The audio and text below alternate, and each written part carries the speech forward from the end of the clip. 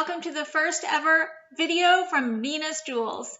I'm Wendy and I own a home-based reselling business that sells almost exclusively on eBay.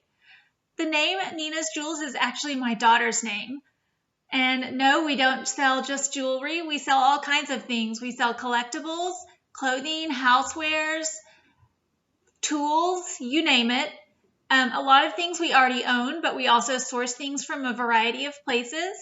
Today's video will go over our sales from 1 week, which will be March 11th through 17th. And during that time that I'm explaining what we sold, I'll have an opportunity to explain where we source items and the types of things that we sell. So I hope you enjoy the video, and if you do, please show some love by hitting the subscribe button and the like button. I'm hoping to upload about 1 to 2 videos a week, and so let's get started. So first we sold a 1991 Comic Images Shadowhawk Prism Jim Valentino card number P2 Responsibilities. So this sold for $3.79 and our profit was $1.84. Now we have, I don't know, probably 10 to 20,000 cards in our possession that my husband collected primarily in the 90s.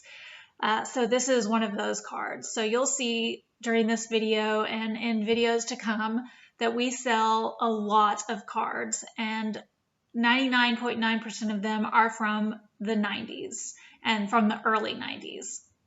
And they're all kinds of cards. They're sports cards, they're comic cards, they're all kinds of cards. And we don't make tons on them, but they're kind of a bread and butter item for us. And they sell often and they make us a few dollars here and there, and they're great to have. We have lots of them in our store. The second item is a lot of 2 women's gray heather fleece lined leggings. These sold for $11.98. Our profit was $5.11. These were actually my old leggings. So there was no cost to us. Well, there was at one time, but I got a lot of use out of them. So to us, the cost was free. A note on profit. So my husband created a calculator for us that deducts the shipping cost, the eBay fees, any packaging costs that we have, if we send it in one of our branded envelopes or if we use packaging that we paid for. He even has like a line item for if we used tape. I don't remember what, he put like some really small amount for that, like half a cent or something, but he's very type A and he has a calculator that calculates profit for us. And so every time we sell something, he inputs all of the data into that calculator and that calculates profit for us. So that's how we're coming up with these profit numbers. And so we do that every time we sell something, and that will calculate the profit for us. So that's where these profit numbers come from. And then if there's a cost of goods, which some of these later there will be a cost of goods, that's calculated within that profit as well.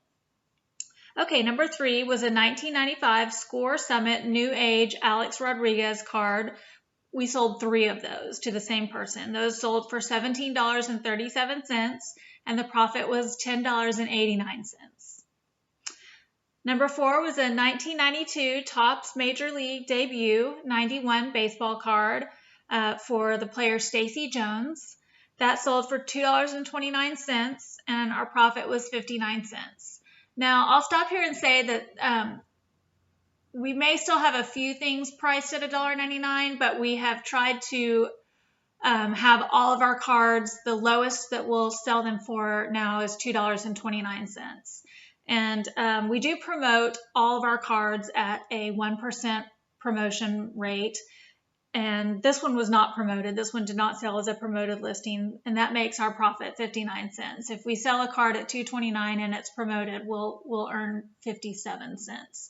So we've just found that $2.29 is kind of the lowest we're willing to go for our time and trouble to make 50 cents, 50, 60 cents on something. But we do sell a lot of cards at $2.29. So anyway, next is we sold a woman's plus size 2X embroidered green Mexican peasant shirt. This I actually got at the Goodwill outlet, the bins. Paid roughly $1.33 for it. We sold it for $28, and our profit was $17.09. We got great feedback on that. That was a good purchase. Next we sold a Nike dry fit size 44, brand new with tags, unhemmed, black golf pants. These we paid $2.89 at a local thrift store on a half off sale. They sold for $36.99, and our profit was $12.56. Now, we did pay up for those, but they were brand new with tags, and we knew that we could fetch a higher price for them, and we did make a good profit on those, so I felt like that was a good purchase. Next was 1995 Bowman's Best Mirror Image Baseball Card, number 8, player Corey Jenkins. He sold for $3.79, profit of $1.88. Our cost was free. Next was a 1992 Donruss Baseball Series 2, player Pat Mahomes. I don't know if I'm saying that right. He sold for $2.29. Not promoted, so we earned 59 cents. Next was a 19 by 25 Victory Colt Retro gun poster. That sold for $16.99, and the profit was $10.53. Now, I'll stop here and explain that we also own a custom picture frame shop. That was my family's, was my dad's, who retired in 2015, and I took over ownership of that. My husband and I run the shop on a day-to-day basis. We have a great employee who also helps us run the shop, so we don't have to be there on a daily basis. But part of that shop, my dad was, he never threw anything away, I'll say. And so we have a very large collection of old artwork that we have started going through and selling things that we don't need anymore, and this was part of that. So this was there was no cost for this, so we have that, there was no cost of goods sold on that. That was just in the shop. It had been there for years. It didn't really belong to anybody. It was just belonged to the frame shop. So that was something that we sold and got a little profit for, and you'll see there's several things like that. We have a big storage area that we've kind of been trying to go through over the years and sell things as we find things that we can get rid of. And that's one of the things that's up next, was a 16 by 20 54th USGA Senior Amateur Championship golf poster. That sold for $8.88, and it was a real back and forth with this guy on this one. I mean, we were going back and forth over 10 cents. This guy was really, really struggling, but I mean, I was just worried about being able to ship it for $8.88, which is why I was like counter offering with him over 10 cents. But we did end up profiting $3.42. So I was crossing my fingers that we were not going to be in the loss on that one. But that one had been sitting in our store for a really long time, so I just wanted to get it out the door. But there was no cost of goods sold on that one for us. Next was a set of 3 magenta hair feather extensions that had been in my personal collection since feather hair extensions were in style. And those sold for $7, and our profit was $2.29.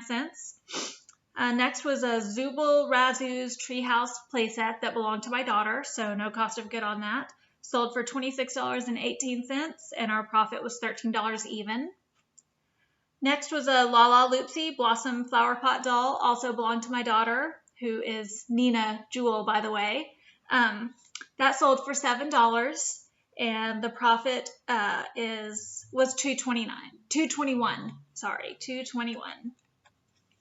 All right, next was a card. Back to cards. They kind of come in waves. Like, we'll sell all cards for a while, and then we'll kind of get into some goods and clothes. It's weird how it happens. So next was a 1994 Top Stadium Club football Chip Lowmiller card, sold for $2.29. This one was promoted, so we only made 57 cents on this one. Next was a lot of 2 McDonald's Happy Meal 2011 Zubul's that belonged to my daughter. They were out of the package. They sold for $8, profit of $2.94. Next was an Adams 2-part sales order form that actually was at the custom frame shop. It was just something that had been laying around, not something that we used anymore as part of business, so we listed it. It sold for $8.99 and our profit was $3.40. Next was a 1993-94 Topps Finest Refractor Basketball Kevin Gamble card. That sold for $4.74, profit of $2.65. Next was a thrift shop purchase, frame jeans. I don't know if you know about frame jeans, but they're designer jeans, generally sold at Neiman Marcus, I think at Nordstrom's. They sell for like $200 to $225. They're expensive jeans. They're highly sought after. So if you can find them in a thrift store, I would pick them up. If you can get them anywhere, under $15, they're probably a good pickup. Frame size 28, Lehigh Flare Columbus wash jeans. The other thing that's really good about frame is that they generally have the style name printed on the inside on a tag, so they're really easy to figure out exactly what they are. And then you can, I think on the care tag, it usually has what wash they are, like what the like if it's a dark wash or a light wash, it'll say what the style wash is. So on this one, it was Columbus wash. So it's usually pretty easy to figure out. So I had purchased those at a local thrift shop on the half off sale for, actually, I don't think it was even on half off. I think it was full price for $11.75. But I was able to sell those for $59.98, giving me a profit of $31.06. So even purchasing them at $11.75, it was a great profit at $31.06. So that is always a good pickup. I will almost always try to pick up frame jeans if I see them. And we have a thrift shop near us that almost always has them. And then I can never find them at other thrift shops. It's crazy. Just that one particular thrift shop has them. So I always look for them there. All right, next was a J. Crew women's medium navy and white striped long sleeve cotton top that I got at a local thrift shop at a half price sale for $2. It sold for $20 and my profit was $10.18. Then I sold a 1995 Upper Deck Miners Michael Jordan one-on-one card. Actually, there were 3 cards from that set that sold. They were different cards, but they all sold to the same person. They sold for $7.27 for a profit of $4.45. Next was a Polo Ralph Lauren men's extra large red Spain shirt. My husband actually picked this up at a thrift shop.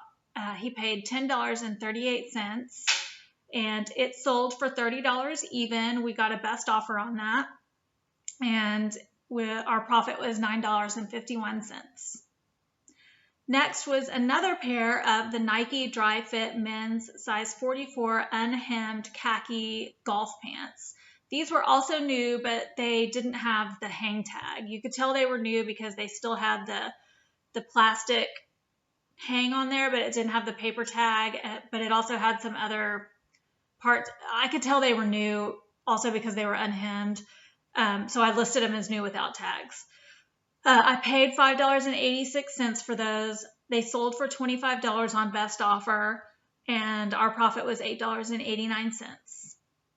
Next was the 1995 Upper Deck SPX Record Breaker Dan Marino football card. That sold for $4.98. Our profit was $2.85. Next was a Tyler's Texas American Apparel small sweatshirt.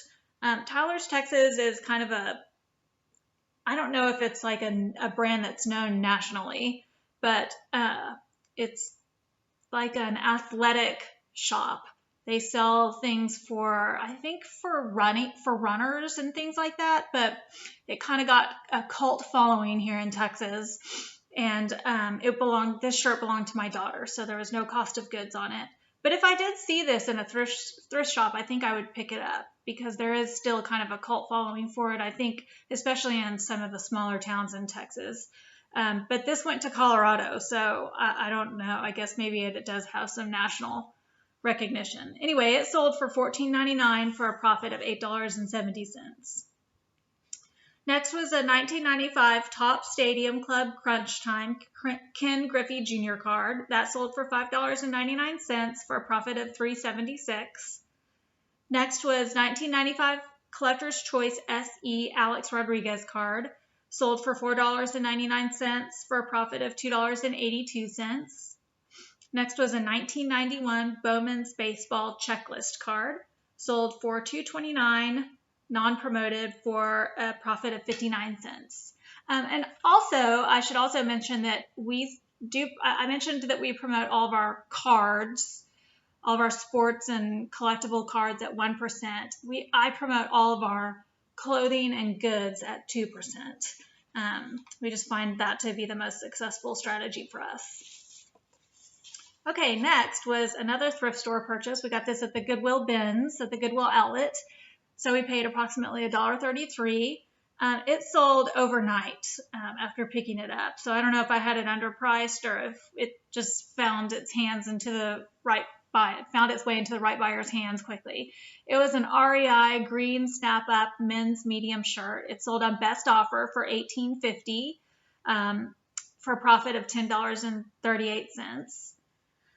Next was a 1995-96 Fleer Ultra NBA basketball uncut proof promo sheet. So this was like an 8.5 by 11 sheet of basketball cards that were not cut out. It was a proof sheet. That sold for $5.69 and our profit was only 80 cents. So actually we had another one of these and we listed it a little bit higher because we didn't think 80 cents was a high enough profit. So, and we have a washer on the next one already and we have it listed at $6.99. So lesson learned on that. Next was another Goodwill bins purchase that sold overnight. So I think I had it underpriced. We bought it. We paid $1.33 at Goodwill outlet. It was a Baird McNutt linen Murano beige shirt for men. It sold for $16.08 on best offer, I think. I made an offer to a buyer. Yeah, it was offer to buyer. And the profit was $7.75. Next was an OEM Panasonic toner cartridge for either a printer or a fax machine, and there were two of them. We sold two to the same buyer. These came from a liquidation lot that I bought from a guy locally that I spent $450 on maybe 160 toner cartridges. He owned a compatible toner store. So the majority of them were non-OEM. They were just compatible replacement toner cartridges, but some of them were OEM. And I got all the toner for like basically $3.19 per item. So we've made about a third of our money back. This purchase was made about 8 weeks ago. And I think ultimately we're going to make our money back and then some. I think we'll definitely end up making money on this purchase, but it was just kind of a let's see what happens on this one kind of deal.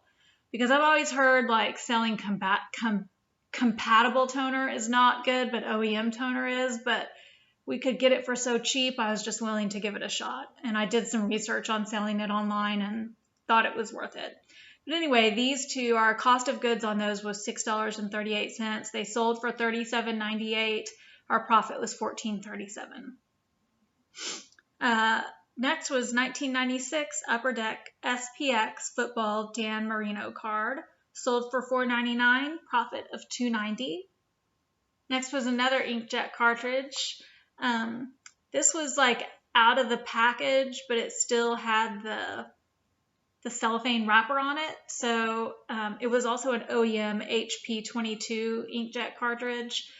But the way we determined our cost of goods was we just counted up all of the pieces and then divided by the number of cartridges that we got. So on this one, when we did the math, we actually technically lost 3 cents. It sold for $8 and we lost 3 cents.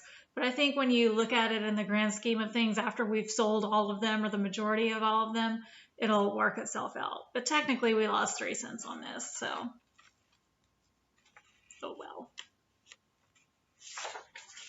Next was the 1995 Collector's Edge Excalibur Sword Puzzle football cards. Actually, 2 of them. Okay, so this guy, we had these listed for like $10 each because they were like impossible to find. I tried to comp these forever. I actually spent like an hour trying to comp these to price these online, and I couldn't find them anywhere. They are extremely rare cards. So I just kind of pulled whatever I priced them at, which was $9.50-ish, $9.54, $9.56, something like that, just kind of out of the sky, thinking, well, that's not a ridiculous price. Like, that's doable for somebody who's looking for these. But if you are looking for these and you can't find them anywhere else, we're the only ones who have them. We need to, be able to fetch that rarity price, because I think that technically if you look them up in a book somewhere, they say they're only worth like $3 or something. But if you can't find them, then actually, they're worth more. So anyway, this guy contacted us and was like, yeah, I'm not really willing to pay. I think your price is too high. I'm only willing to pay like $3. And I was like, well, sorry. We've done a lot of research on these. We know they're not available anywhere else. We're going to stick to our guns and say that we want to stick with $9. We hope you're able to find them elsewhere. Best wishes. Thank you so much for looking. It was a very nice message. But we knew that he wasn't going to be able to find them anywhere else. So lo and behold, a few months later, he comes back and he purchases them from us full price. So that's what these are. They sold for full price of $19.98 for both of them, for a profit of $15.36. So I don't know, when you stick to your guns like that, I just always worry about feedback and buyer satisfaction and all of that. So I'm hoping that goes well. I don't know. I think I end up trying to please too many people all at once sometimes. Next was a 1992 Shadowhawk card wrappers. Okay, I kid you not. These were like torn up, empty wrappers that the cards came in. And my husband saved everything. I mean, I don't know if you know anything about card collectors, but they save everything. And like I said, he's a type A personality. He saved the trash, y'all. He saved the trash. So these are the empty card wrappers that these comic cards came in, and we had 5 of them. And we sell these trash wrappers all the time. The trash. We sell trash. I mean, I'm laughing about it, but these are like somebody's so excited to get these because I guess nobody kept the garbage except for us. So anyway, I think we don't have a lot of wrappers left, but we sold these. We sold all 5 of the ones that we had to the same person. They sold for $11.45, and our profit was $8.42 on trash. So that was a good sale. Next was a low-cost pole building book that we found in our frame shop. It sold for $10. Our profit was $4.42. Next was a new starting lineup card for player Brian Hunter. That sold for $6.28. Profit of 73 cents. Next was a J. Crew camel corduroy sport coat in size medium. That was purchased at a local thrift shop on a half-off sale for $5.86.